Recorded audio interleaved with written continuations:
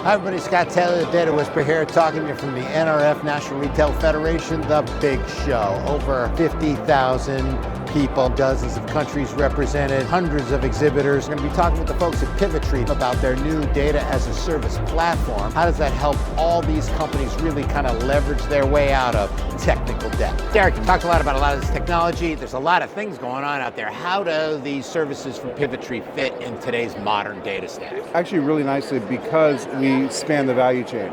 So we understand that data obviously is going to be the foundation for everything we do, but we also work in supply chain and commerce. So really we cover everything end to end, not just on the data side, but also on the functionality side. And we're starting to work a lot more in composable components.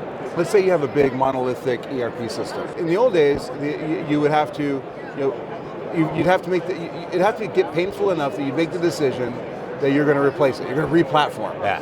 And then you're going to. So what are you going to do? Well, you're going to go through some sort of selection. You're going to put a committee together. You're going to get millions of dollars worth of investment money. You're going to go through this whole rigmarole to rip and replace so that you can solve maybe some very discrete problems within your operation. What we focus on the composable part is we say, don't get rid of your 3-letter ERP system. You're fine, but come in at the point where you really have the pain, and let us drop in a component that will solve that problem. Work well with your 3-letter ERP system. And the nice thing is, like, when the data's all there, you're not going through the data migration, integration work, all that sort of thing. It's there. It's ready to serve.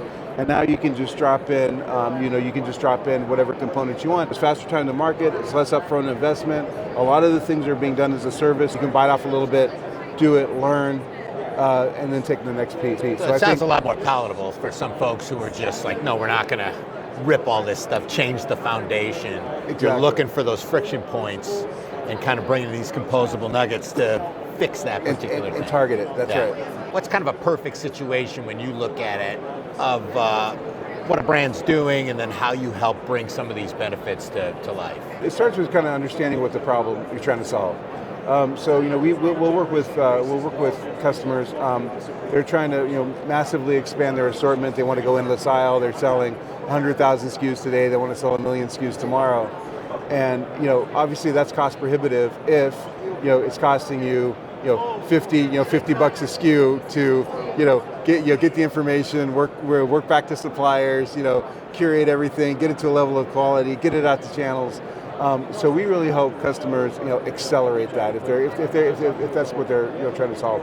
Some customers are trying to solve analytics problems where we don't know what we sell. We've got 12 ERPs all over the world, different codes, different descriptions, we don't know what it is. We don't know who our vendors are because there's vendors and sub-vendors. And a lot of these companies think that their world is like super unique. What I always tell my customers is, you're special. You're not unique. That's it. That's the line. But what we try to do is cut through all that and say, look, if you just trust us to help you, we're going to get you there. We're going to get you there faster. You don't necessarily, have a technology problem. You may have a data problem, but it's not because you have bad data. It's because you need more discipline. Just doing data. bad things. Doing bad things. It's like, got in with the wrong crowd. Exactly. If you can leverage our experience and what we do, and some of our industry standard, data management capability, then you can get that done relatively quickly and cost effectively.